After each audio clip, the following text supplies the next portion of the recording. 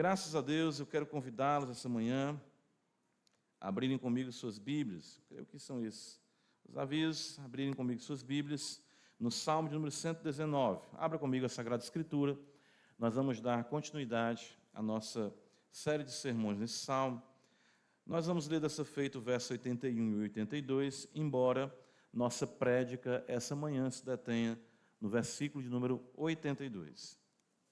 Salmo 119 diz-nos assim, a palavra do Senhor.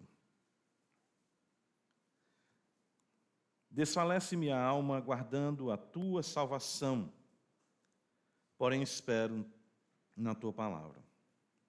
Esmorecem os meus olhos de tanto esperar por tua promessa, enquanto digo, quando me haverás de consolar? Amém. Graças te damos, Senhor, por tua palavra e louvamos o teu nome, porque até aqui nos ajudou, Senhor. E bondosamente o Senhor é quem guarda e quem fortalece a sua igreja. Sê conosco essa manhã, Pai. Continua conosco essa manhã. Que juntos possamos aprender da tua santa palavra aos teus pés.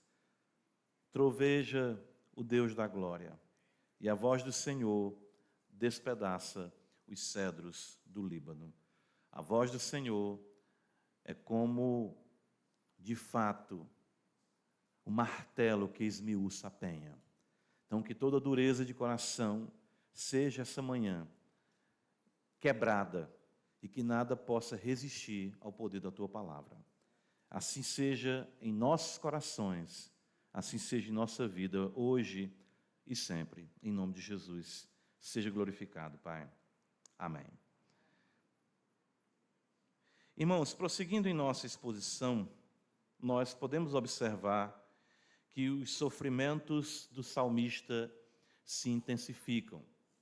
Lembra que nós consideramos na semana passada, fazendo uso mesmo do comentário de Spurgeon, que nós temos aqui o auge do sofrimento do salmista no Salmo 119. Ele se encontra na meia-noite do seu sofrimento. E essa perícope, aqui, essa seção, ela realmente é bem complexa, os irmãos podem perceber no decorrer da mesma que as aflições se intensificam. Por exemplo, no versículo 83, nós iremos observar que ele diz que se assemelha a um odre na fumaça. E aqui ele está dizendo que ele está enrugando, certo? Ele está sofrendo demais com tudo o que está acontecendo. Ele olha para os dias da sua vida e observa que o sofrimento não cessa. Quantos vêm a ser os dias do teu servo? As conspirações, os soberbos que abrem covas para ele. E ele fala de perseguição no verso 86, e no verso 87 ele diz que quase deram cabo dele. E no verso 88 ele conclui, vivifica-me. Então o salmista está realmente sofrendo dores intensas, lutas intensas, perseguições intensas. E ele, ao descrever os mesmos, ele destaca que todo o seu ser passa por essa aflição e todo o seu ser é afetado por essa aflição. Não é uma questão apenas, como nós vimos na semana passada, quando ele fala desfalece minha alma, isso envolve a integralidade do seu ser, e ele desenvolve isso no versículo 82 e em diante. E o que nós vamos fazer aqui essa manhã, juntos com o salmista, é aprender dessa dinâmica do sofrimento, mais ainda, e aprendermos a gemer diante de Deus de forma não pecaminosa. Veja, o Salmo nos convida, podemos dizer assim, que gemer todos nós, aliás, sofrer todos nós vamos, mas é aprendermos a sofrer de forma não pecaminosa, gemendo, que eu creio que é outro problema também que como crentes nós temos dificuldade de entender. Nós podemos gemer, de fato nós devemos gemer, porque muitas vezes nós achamos que os sofrimentos eles devem ser suportados de uma forma heróica. Nós achamos que o crente que sofre bem é aquele que não transmite nada do seu sofrimento para ninguém. Se assim o fosse, O salmista estava completamente equivocado aqui, em registrar o seu sofrimento e em dizer que os mesmos estavam abatendo ele ao extremo. Nós temos muitos exemplos disso na Escritura, e eu lembro aqui de imediato, 2 Coríntios capítulo 1, quando Paulo diz que sofreu sofrimentos tais na Ásia que ele chegou a desesperar da própria vida. Paulo diz. E ele diz que chegou a se consolar, tendo já em si mesmo a sentença de morte. Ou seja, de que nós vamos morrer, de que esse mundo é um mundo mau, de que nós iremos enfrentar muitas dificuldades, mas nós precisamos aprender a enfrentar essas dificuldades e precisamos aprender a gemer biblicamente. Eu creio que a grande questão aqui não é o gemer, não é o gemido, mas a murmuração. Aí é diferente, né? Acho que a gente confunde muito murmuração com o gemido. Alguns murmuram dizendo estarem apenas gemendo, e outros gemendo acham que estão murmurando. Mas veja como o salmista ele é franco e ele é claro na intensidade e na extensão do seu sofrimento. Ele diz no verso 82, esmorece os meus olhos de tanto esperar. E em primeiro lugar aqui, o salmista constata a demora do consolo, a demora do auxílio divino. Não, pastor, Deus não demora, Deus age no tempo certo. Ok, olhando de cima para baixo, é verdade. Deus decretou todas as coisas, Deus domina todas as coisas, Deus nunca está atrasado, Deus nunca está adiantado, Deus faz todas as coisas no seu tempo certo. Mas eu, como criatura finita, sinto a demora. E o salmista sente isso. E ele entende que não é pecado ele expressar isso, porque a minha leitura é de baixo para cima.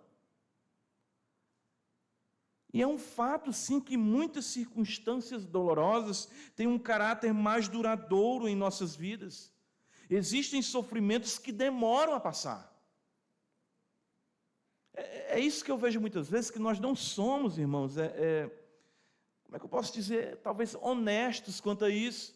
Nós queremos transmitir a ideia, como é que está, irmão? Está tudo bem, mas irmão, aquela outra irmão, Deus está no controle, amém. Achamos que isso é sinônimo de uma fortaleza espiritual. O salmista diz que está esperando há muito tempo.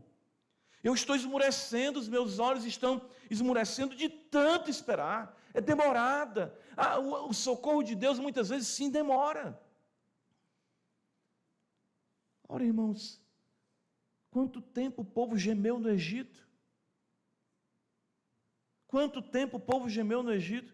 Quanto tempo o povo passou no cativeiro da Babilônia? 70 anos. Já pensou? Eu sei que Deus é eterno, né? Ontem a gente estava conversando aqui até no podcast, né? E o pastor falou assim, um dia para Deus é como 1000 anos, e 1000 anos é como um dia, mas para a gente não, né? Ou seja, 1000 anos, né, para a gente, meu Deus, 70 anos, às vezes vai ser o comprimento de toda a nossa vida, nossa existência. Quer dizer que existiram pessoas que nasceram no cativeiro e morreram no cativeiro. Não é errado concluir isso, irmãos, e nem pecado chegar a tal conclusão.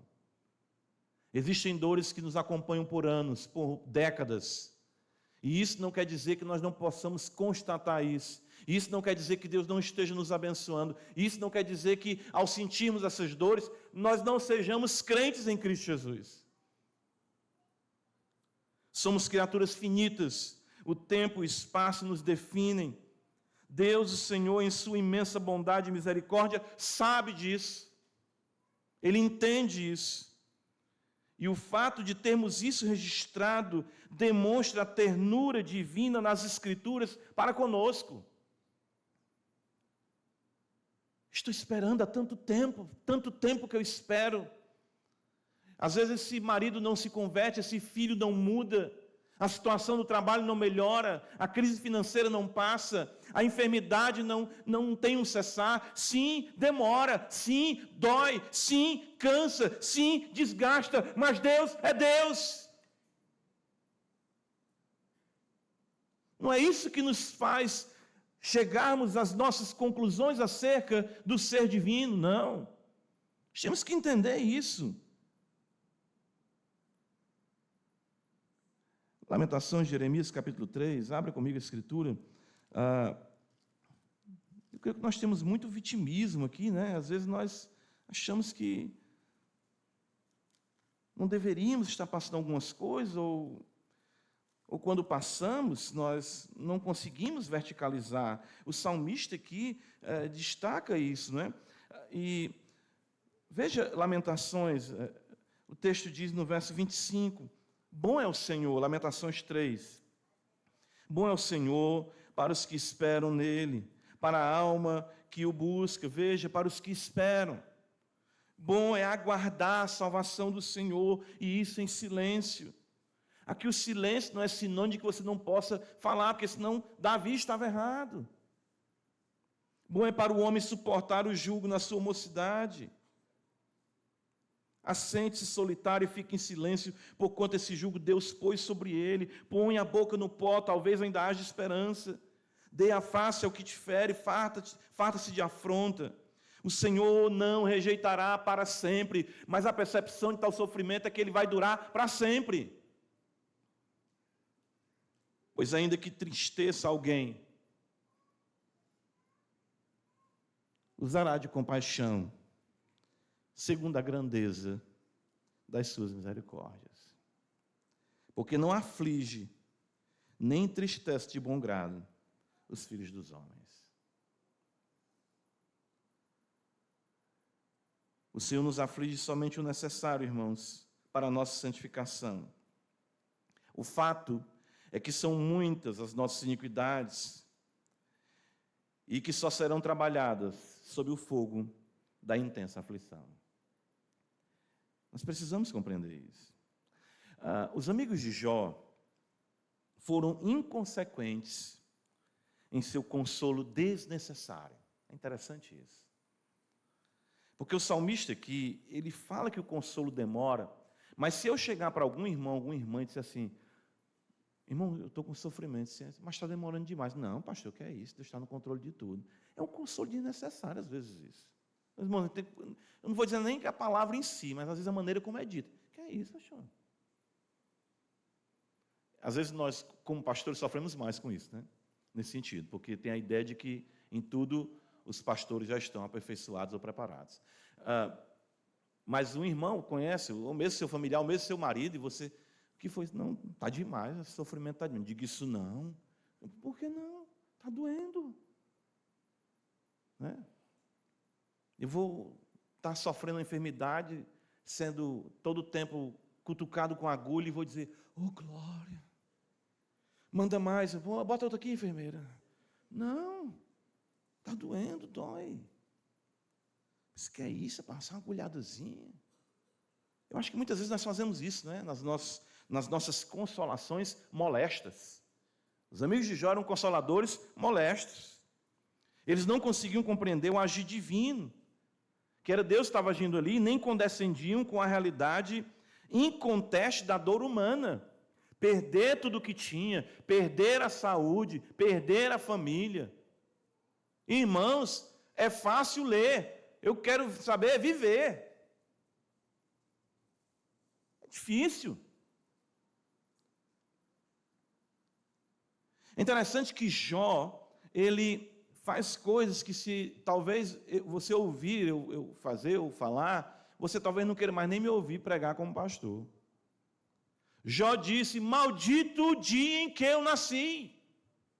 Maldito quando alguém disse, nasceu um filho varão.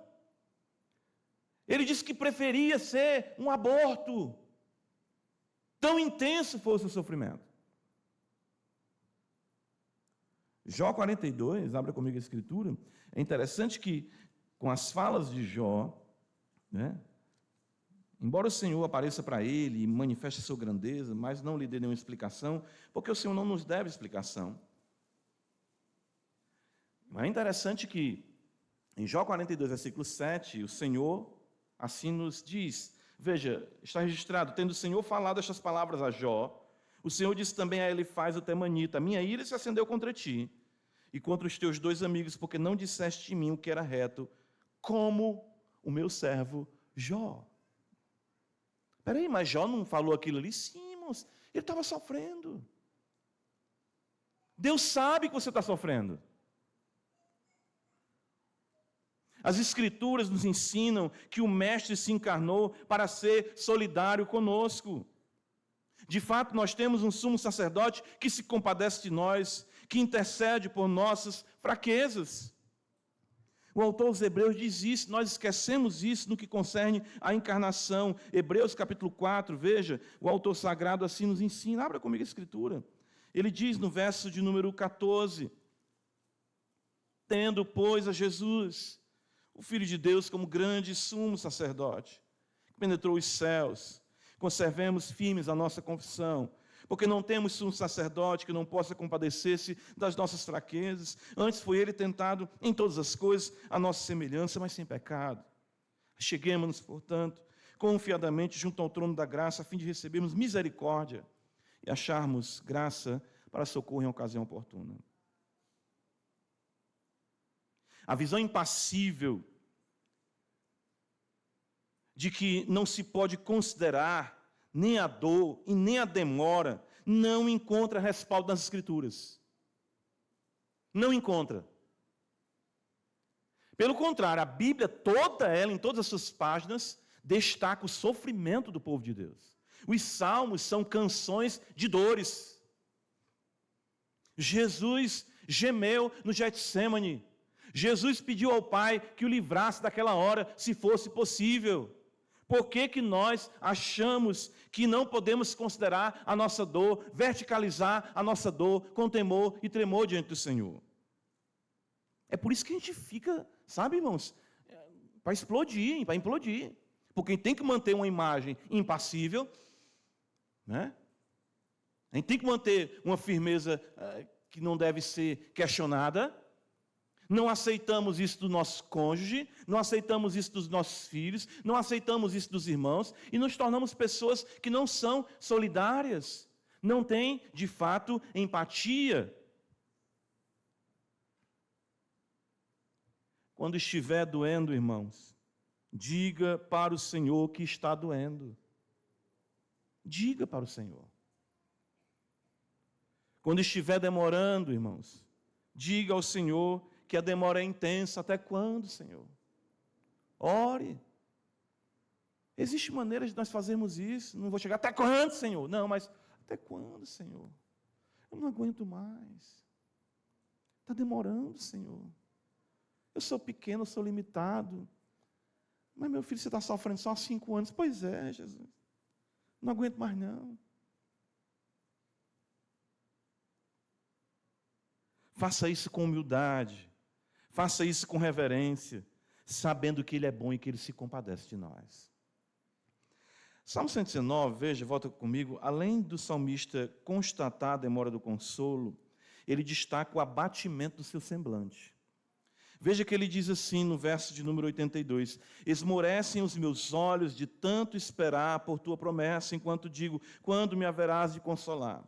A ideia aqui do esmorecimento dos seus olhos é que, de fato, ele está se desgastando com a espera. Isso também é um fato para nós. Os nossos olhos esmorecem. Interessante que, né? Veja como a Escritura diz, um coração alegre, o que é que diz? Aformoseia o rosto, mas o espírito abatido. Você vê logo o semblante da pessoa. Que é isso, irmão? A alegria do Senhor, nossa voz. Não pode ficar triste. Não pode. O salmista diz que os olhos dele estão esmurecidos. E no verso 83 ele vai falar que se assemelha a um odre. Nós vamos considerar isso mais à frente. Os olhos, irmãos, caem de tanto esperar, de noites acordadas, de insônias, de lágrimas. Faz parte. Mas ainda que o homem exterior se corrompa, o homem interior se renova a cada dia. Mas os olhos se esmurecem, sim. Por que nós não podemos, né? Você vê o irmão abatido, triste, não tem problema. Mas não chegue dizendo para o irmão, irmão, faz aí um lift aí, né, de fé, né? É lift, né? Que chama, né? Plástica, né? Chegaram para mim, querendo fazer um negócio aqui. Não, deixa aí. Por enquanto, não está atrapalhando a visão. Não fomos chamados, irmãos, para uma colônia de férias, mas para um campo de batalha. E as marcas da mesma podem ser percebidas de muitas maneiras. Isaías 53, veja, o profeta Isaías, olhando para frente, para o Senhor, diz, no versículo número 3 do seu livro do profeta Isaías 53, verso 3, era desprezado e o mais rejeitado entre os homens, homens de dores, e que sabe o que é padecer, e como um de quem os homens escondem um rosto, era desprezado, e dele não fizemos caso.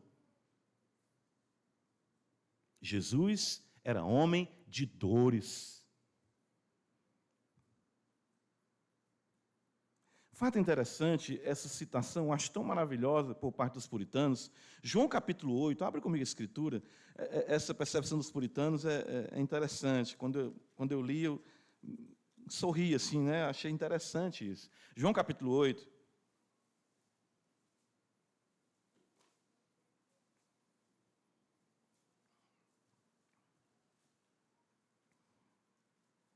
Jesus fala, no verso 56, Abraão, vosso pai, alegrou-se por ver o meu dia, viu e regozijou-se.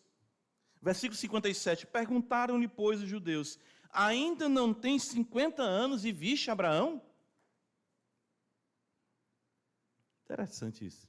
Jesus, talvez aqui no máximo, tivesse 32 ou 33 anos, mas ele aparentava ter 50.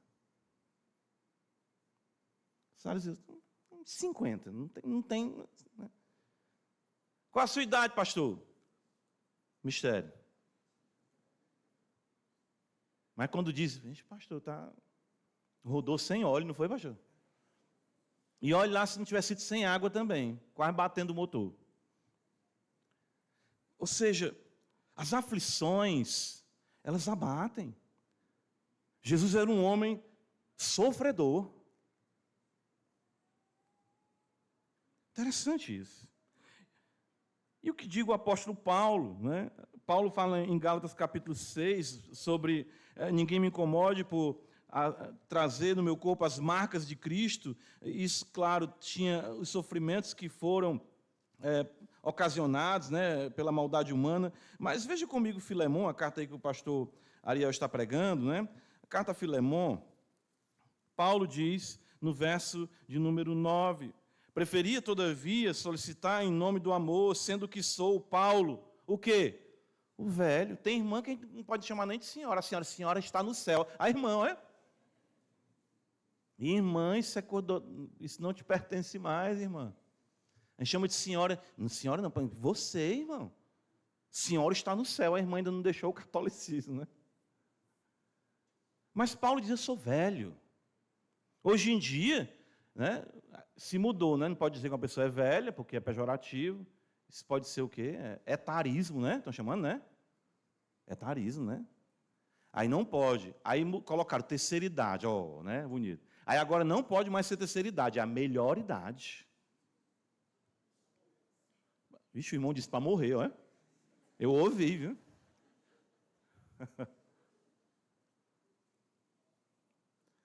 Os olhos dele estavam cansados, com certeza sofridos, pelas vigílias, pelas noites mal dormidas, pelas muitas lágrimas, pela ansiedade, pela fixação nas promessas, pela expectativa do cumprimento, pela esperança adiada que faz adoecer o coração. Ele estava cansado. Demora e me abate.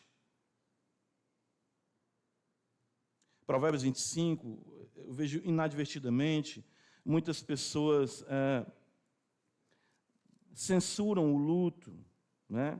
Já vi isso acontecer. Graças a Deus eu não vi aqui no show dizendo isso. mas algumas censuram o luto, a dor, o pranto, ou equivocadamente admoestem os que sofrem, ou mesmo são insensíveis em práticas não condizentes ante a dor da pessoa.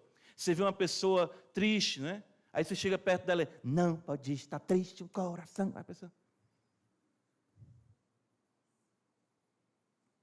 Provérbios 25, versículo 20, como quem se despe num dia de frio, e como vinagre sobre as feridas, assim é o que entoa canções junto ao coração aflito. Deixa o irmão sofrer, deixa o irmão se abater, ore por ele, ore pelo seu marido, ore pela sua esposa, espera. O Senhor é a nossa consolação. É bem verdade que não podemos e nem devemos deixar sermos consumidos pela tristeza, porque o poder do Senhor é a nossa alegria.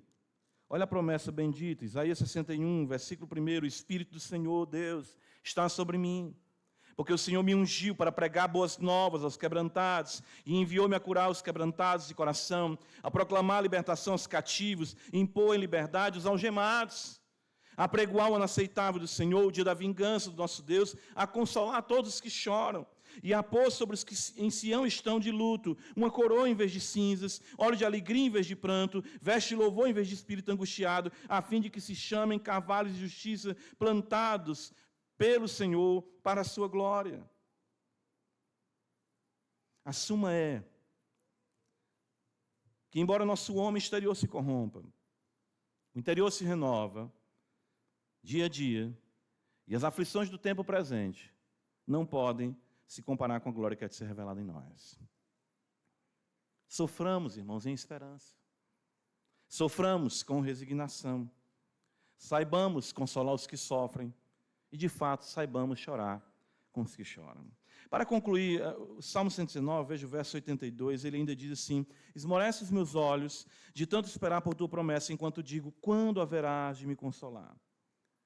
Nada nesse mundo pode nos consolar de fato. É interessante isso, né? Porque você vai observar que quando você está triste, o chocolate não resolve. É bom, mas não resolve. É bom, o chocolate é bom. Assistir um filme é bom, maratonar uma série é bom, tirar a mente, desocupar é bom, uma praia é bom, férias. Tudo isso é bom. Mas são consolos passageiros, que funcionam como paliativos. Alguns até pecaminosos, como Jeremias vai dizer que o meu povo deixa de me buscar para buscar água em cisternas que são rotas. O fato, irmãos, é que quando conhecemos o Senhor, não conseguimos ter mais prazer definitivo à parte dele. E o fato é que você pode ter o alívio que for, você pode praticar o esporte que for, você pode se empenhar na atividade que for, que venha lhe trazer algum alívio, liberar os hormônios que venham fazer você dormir melhor, mas somente a consolação que desce do céu é que muda a nossa história. Você pode nem estar fazendo nenhuma dessas atividades, pode estar no seu pior momento. Aí é que está a esperança do salmista. Ele diz, eu espero na tua promessa, porque eu fico pensando, quando haverás de me consolar? A consolação virá, porque o Senhor é consolador.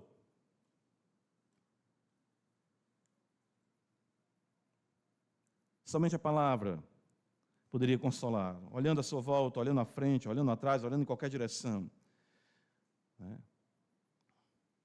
Às vezes a pessoa diz assim que existe dor, dificuldade, que nem carinho de mãe resolve, né?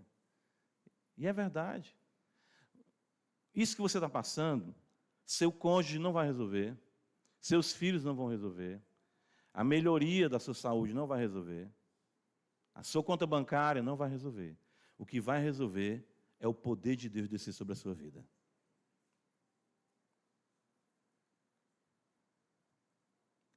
Por isso dizemos, venha, ó Senhor, nos consolar. Venha, ó Senhor, nos animar. Venha, ó Senhor, nos fortalecer. Nossos olhos esmurecem, mas em Tua palavra nós esperaremos. Esse é um mundo, irmãos, de aflições, algumas mais duras, demoradas. O Senhor sabe disso. O Senhor nos conhece. Ele entende as nossas dores.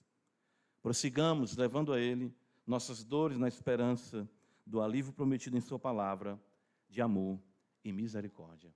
Que Deus nos abençoe. Amém. Graças damos ao Senhor pelas consolações que procedem do alto. Hoje pode ser um dia em que Tu possa pontuar, Senhor, as nossas dores. Hoje pode ser um dia, Senhor, em que o sofrimento dessa irmã, desse irmão, esse especificamente, tenha um fim.